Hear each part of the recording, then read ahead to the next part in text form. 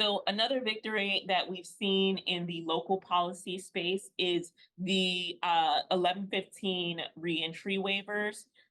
So it's been hinted at thus far in discussion. These waivers are an important step in creating policy change at the local level. And what we saw was this past January, CMS approved the first of its kind reentry waiver coming out of California. And these demonstration waivers, for those who are not familiar with them and not familiar with the Medicaid program and how it's run, is it gives states the opportunities to make certain changes to their Medicaid program that's not typically operated under Medicaid.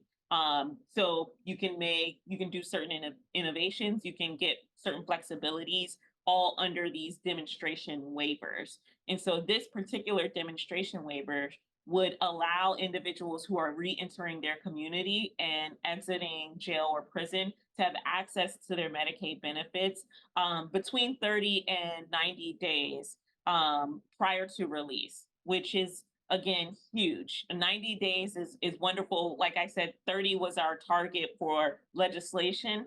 But 90 days is wonderful. So that means that the moment that they step out of jail, they have access to treatment and services for whatever illness they were getting treated for while they were incarcerated. So that's what it does. And it is limited to suspension versus termination states. Michigan does not have to worry about that. You guys are already suspension states. But what CMS does allow is if you're not a suspension state, you're a termination state, you can work in your plan to become a suspension state into your 1115 waiver application. So even if you're not a suspension state, you can still apply for this waiver.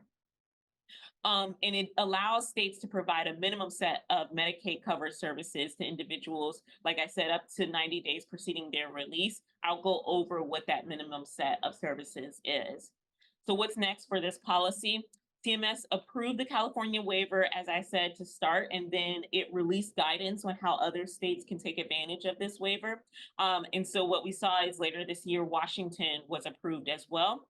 And then we have a number of states, I believe 14 additional states that have submitted waiver proposals. So how it works is you would submit a waiver proposal to CMS.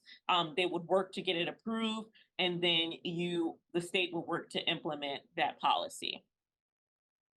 So here's a map of the current states with either pending or approved 1115 waivers. So as you can see, Washington and California here are in the light blue. They've already been approved. I believe California will implement its policy starting next year, and Washington will implement its policy starting in 2025. And so the dark blue represents the states that have waivers pending, meaning they've submitted their application and they are pending approval.